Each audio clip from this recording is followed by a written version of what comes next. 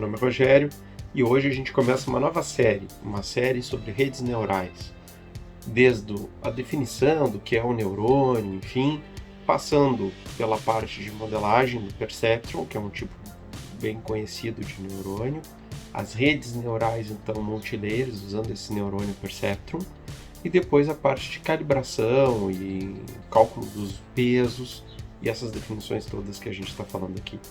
Então, nesse primeiro vídeo eu vou fazer a explicação do que é um neurônio. A ideia é não esgotar o assunto, eu também estudo esse assunto, então eu estou passando os meus estudos para vocês para a gente poder ir estudando junto, ok?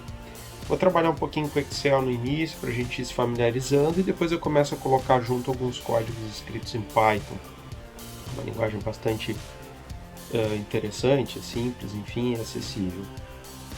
E a ideia é a gente ir brincando e puxando os dados para aí, ok? Então tá, vamos lá para essa nova série Redes Neurais.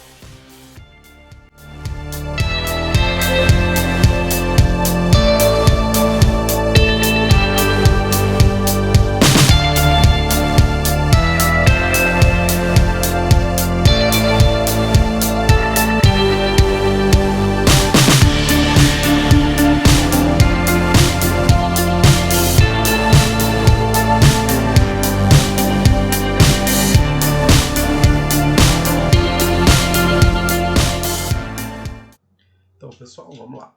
A ideia aqui é falar então um pouco sobre a parte do neurônio, para depois a gente entender como é que funciona essa modelagem desse neurônio, enfim, né? E aí a gente poder excursionar para a parte das redes neurais. Então, inicialmente eu trago aqui uma ideia do neurônio biológico, né, nossa célula. Essa célula é composta então de dendritos, certo? Aqui o núcleo da célula. Aqui o axônio, tem uma bainha de mielina aqui, e os terminais, certo? Os terminais que vão fazer conexão. Então, os dendritos vão captar a informação que vai chegar, essa informação se propaga pelo axônio até os terminais. Um outro neurônio vai se encontrar aqui próximo aos terminais, que vai captar a informação destes, usando seus dendritos, a informação vai se propagando desta forma, certo? Aqui eu coloco uma imagem obtida por Santiago Ramón e Callao. Em 1899 já tinha alguns microscópios e era possível já usar alguns corantes para poder se visualizar um pouco melhor esses neurônios de pombo, né? Aqui eu deixo a fonte, eu peguei da Wikipedia, é mais interessante se olhar lá, tem mais informações sobre o histórico dessa evolução toda com os microscópios, enfim, para se poder observar células como essa. Aqui, pessoal, eu coloco para vocês a sinapse. Durante muito tempo se imaginava que esses dendritos e esses terminais tinham uma conexão física, eles realmente se tocavam. Depois, com o avanço desses microscópios, se percebeu que não, que eles chegam muito próximos, mas eles não se tocam. Quando a informação se propaga na direção dendrito-terminal, essa propagação, depois a gente vai falar mais sobre isso, essa informação, esse pulso elétrico que percorre o axônio, ele faz com que essas vesículas liberem neurotransmissores, e esses neurotransmissores são captados aqui na membrana dos dendritos. Tá? Então aqui eu tenho a vesícula sináptica do terminal e aqui eu tenho os receptores na membrana do dendrito, né? Na entrada do neurônio, né? E aí ao receber essa informação, somando, enfim, essa informação vai se propagar para um próximo neurônio e assim vai. Tá? Então não há um contato físico, mas há um contato químico. E eu comentei com vocês uma coisa aqui que é a propagação da informação. Tá? Então, essa propagação da informação ela é elétrica, através do que se chama bomba sódio-potássio, né? Ao acúmulo de sódio e depois de potássio, e há uma inversão de um sinal elétrico. Então, na verdade, essa informação ela é elétrica, né? Ela se propaga através do axônio, quando há um acúmulo de informação obtida aqui nos dendritos, isso provoca, então, dispara esse processo eletroquímico, e essa informação se propaga pelo axônio e chega, então, aos terminais. E é esse impulso que faz a liberação, né, o esvaziamento dessas vesículas sinápticas, liberando neurotransmissores, então, para que os próximos dendritos captem isso. Então, o processo se decorre assim. Um pouquinho da história sobre as redes neurais artificiais, porque tudo isso que eu comentei com vocês é o início da coisa, né? Quando eles começavam a pesquisar, e eu falo até da evolução dos microscópios para se chegar a conclusões que a sinapse, na verdade, é um espaço muito próximo, mas não se tocam, né? Então, para entender tudo isso, para depois fazer a modelagem, foi necessário muito estudo.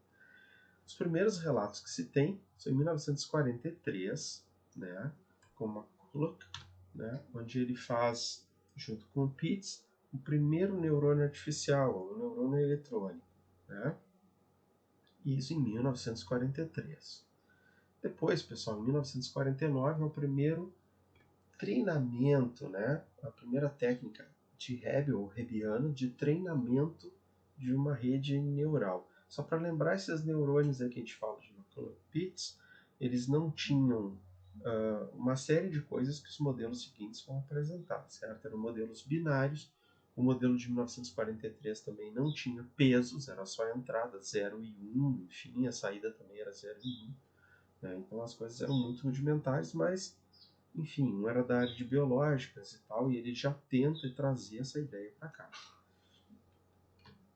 Em 1957, né, o primeiro computador, e aí o modelo de Rosenblatt. Rosenblatt faz um estudo, enquanto o John von Neumann vai fazer um estudo dentro da universidade dele, enfim, numa linha, o Rosenblatt vai noutra linha. Ele fica seduzido pelo olho da mosca, vamos dizer assim. E aí ele começa a tentar investigar como que a mosca reage, porque as reações dela são baseadas na visão, né? E aí ele começa a fazer um modelo de como seria um neurônio, né? Usando, enfim, a ideia de uma McCulloch-Pitts, que era o que ele tinha, e todos esses estímulos externos que ele estava tendo ali, da mosca, enfim. Tal. Bom, surge o primeiro modelo, o Perceptron, certo? Que é um modelo que a gente usa até hoje, ok? A coisa foi evoluindo de tal maneira que depois se construiu redes com esse neurônio e se usa isso até a atualidade, certo? Lá em 1957. Mas ainda falta muita coisa. Bom, eu pintei de amarelinho ali os anos 60 até a década de 70, porque essa é a era dourada da inteligência artificial. E a inteligência artificial é o domínio maior onde as redes neurais estão inseridas. Né? Então eu tenho inteligência artificial, eu tenho aprendizado de máquina, e dentro do aprendizado de máquina eu tenho as redes neurais. Tem outras tantas técnicas envolvidas aí em cada uma dessas esferas. Mas vamos lá. Rede Adaline de Widrow e Hoff, certo? O Widrow, ele trabalhava numa empresa de telecomunicações, enfim, e ele começa a usar essas redes neurais com um ajuste linear dos pesos, né? Então, e alguns filtros. A ideia é fazer filtragem de sinal em telecomunicações. A coisa dá certo, enfim, mas evolui mais. Evolui mais e em uma grande importância que teve aqui foi o trabalho do Minsky e do Papert em 1969, quando eles provam que o que se tinha até então, no trabalho Perceptron, né, que se tinha até então falhava. Né? Não era capaz, por exemplo, de resolver um problema não linearmente separável, ou seja, que eu não conseguia separar dados usando uma única reta. Isso gerou um problema, porque ele mostrou que o que se tinha até então era possível somente para problemas linearmente separáveis, onde eu tinha conjunto de uma coisa e outra coisa, eu colocava uma reta no meio e essa reta delimitava quem é do time A e quem é do time B. Né? Bom, a coisa foi andando, né? E o Wearables, em 1974, apresenta um método para calcular os pesos, enfim, fazer otimização, isso eu vou comentar com vocês nos próximos vídeos, fazer otimização desses modelos, né, que se tem usando Perceptron e redes multilayer, que vai resolver esse probleminha que o Minsky e o Papert apresentaram. E esse método do gradiente é um método de otimização para se encontrar os melhores pesos, para se fazer combinações lineares, enfim, se encontrar os resultados esperados. Porque para poder escapar dessa limitação que o Minsky e o Papert apresentaram, eu preciso aumentar a complexidade da rede. Eu preciso ter layers, eu preciso ter, enfim, criar outras retas para fazer um conjunto que consiga separar e fazer curvas, enfim, e driblar espaços de maneira a separar o time A do B, ou do C, ou do D, enfim. E aí, em 74, esse método surge, é um método muito utilizado, nós vamos utilizar ele aqui também. Entramos na era ali em 74, até 82, começa a surgir muita coisa. A IA acaba sendo a salvação do mundo e não é bem assim. Os resultados não vêm de imediato, aqueles investimentos que tinham na Era Dourada começam a minguar, né? Não é todo investidor, não é toda universidade que começa a botar dinheiro aí. Tinham muitos trabalhos que não tinham aquele crescimento que apresentou ali na década de 60 e 70, então a coisa dá mais friada. Se chama o inverno da inteligência artificial, tá? AI Winter. Bom, dentro dessa época já não estava evoluindo muito, com escassez de recursos para pesquisa, a coisa dá uma acalmada. Lá em 86, o Hummelhart, o Hinton e o Williams lançam um livro chamado Processamento Paralelo Distribuído, né?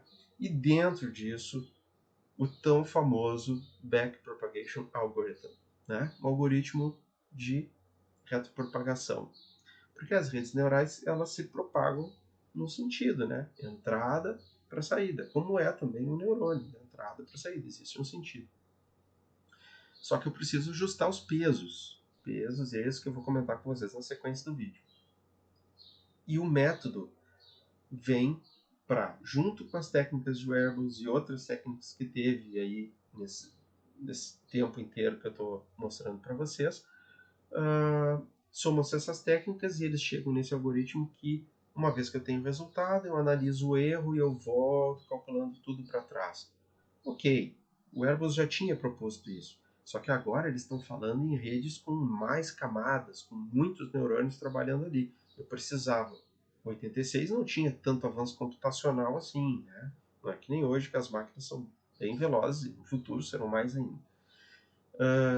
Mas naquela época ali precisava de uma técnica matemática para ajudar a calcular, e aí, em 86, que voltam os trabalhos, né? Teve um pesquisador antes, John Hopfield, ele busca responder algumas coisas de forma matemática, com bastante clareza, como eu comentei. E a ideia dele era exatamente reacender essa chama, né, e sair então desse inverno da inteligência artificial, e isso acaba que reacende de uma certa forma o movimento. E lá em 86 surge lá o trabalho do Hummelhart, Hilton e Williams, que é o Parallel Distributed Processing, usando Backpropagation, tá? E a coisa vem seguindo até hoje. Hoje, de novo, eu estava lendo um artigo onde backpropagation é citado, as redes multilayer são citadas, é claro, a coisa está muito mais evoluída do que isso, e já tem técnicas para melhorar, inclusive, escapar de alguns problemas que o backpropagation, e está relacionado ao esquecimento. A rede, depois de um certo tempo, quando se reaprende, ela esquece. Então não tem muitos minutos que eu estava lendo um artigo sobre isso. Sempre está tendo inovação nessa área. E o ano de 2021 vai ser o ano das redes neurais, vai ser o ano da inteligência artificial. Então é interessante a gente entrar nesse mundo, e por isso também que eu estou trazendo esse assunto para vocês. Mas vamos lá. Então, pessoal, como eu disse, essa limitação acaba sendo superada com esses trabalhos todos aí, né? Especial o backpropagation, que podia trabalhar então já calculando os pesos em redes multilayer, que escapava do problema lá do Minsky e do Papert. Aqui, um modelinho do neurônio, tá? Modelinho bem simples, eu vou pegar o mouse aqui para mostrar para vocês.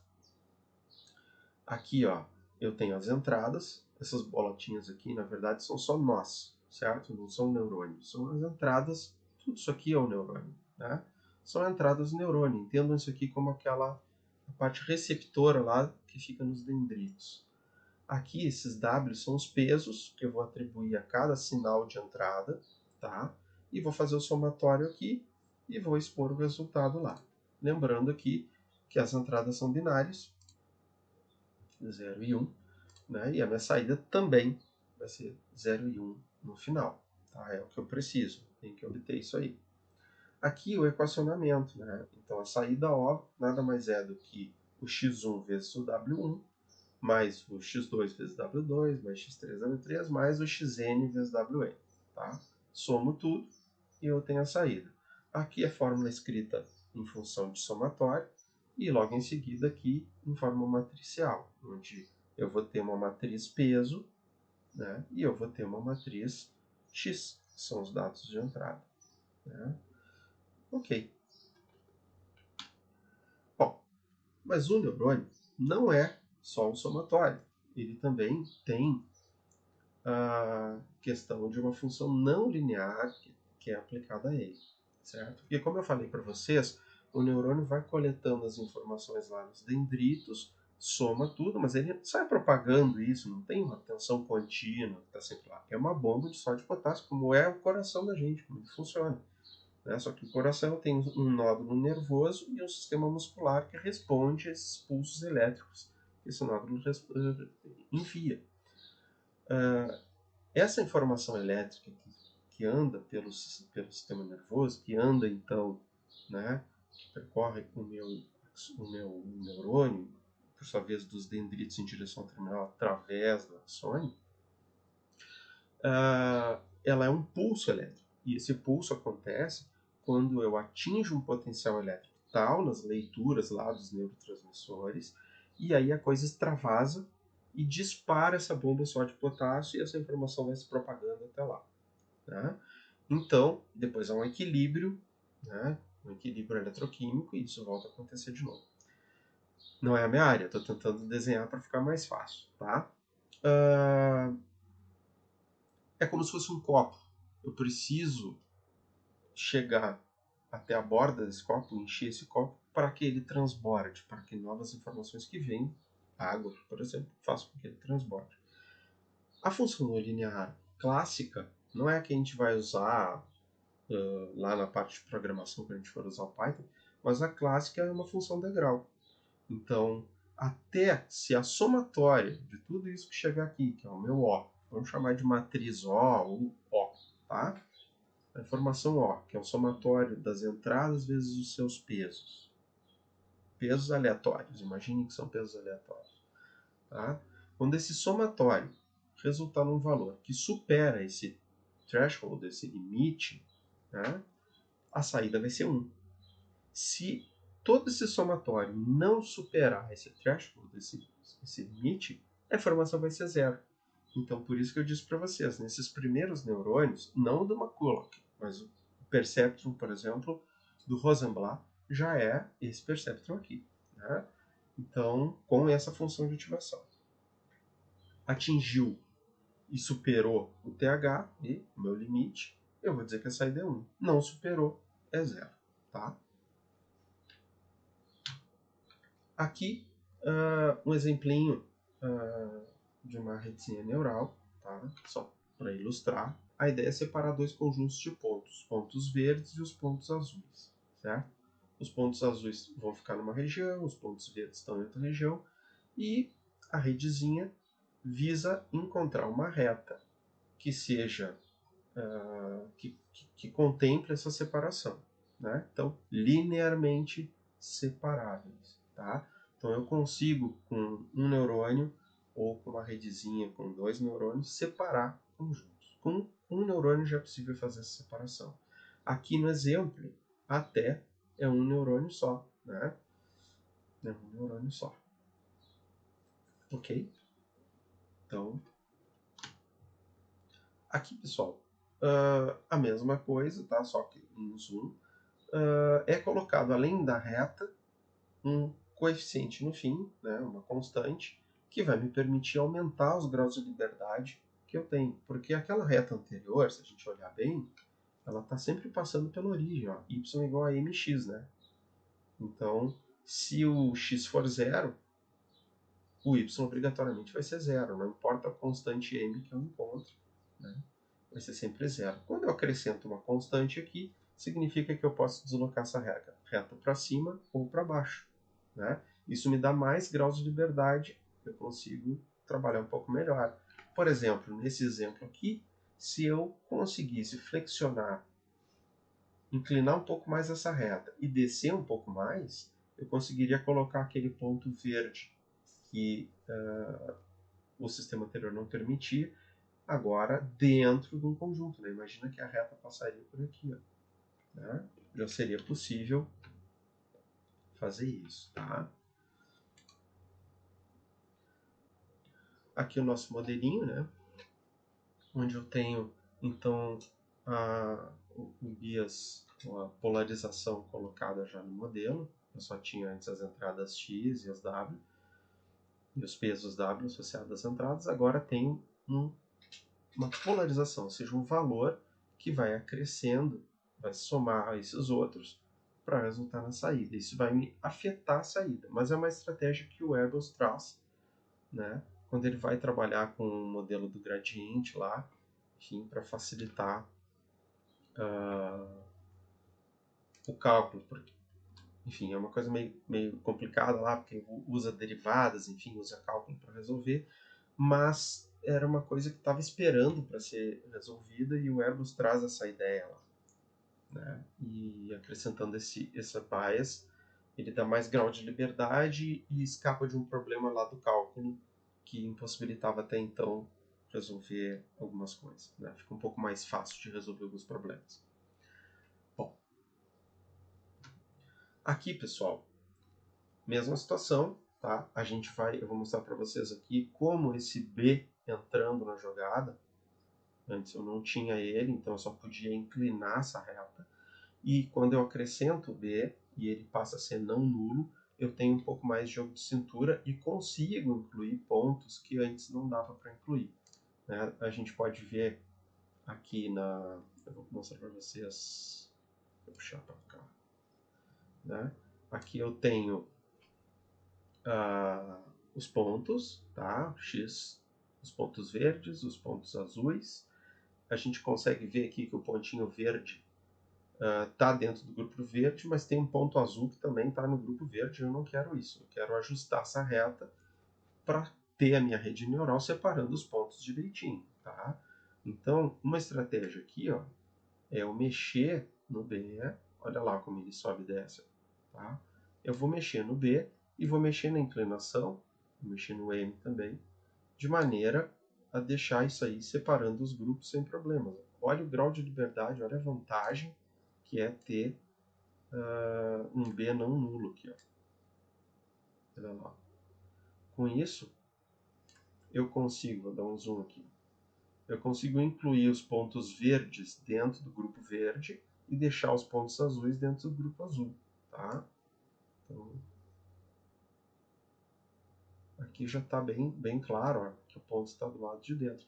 E se o B fosse zero, eu não teria como fazer isso. Né? Então, esse grau de liberdade que ele me traz no modelo, né, permite separar um pouquinho melhor as coisas. Tá?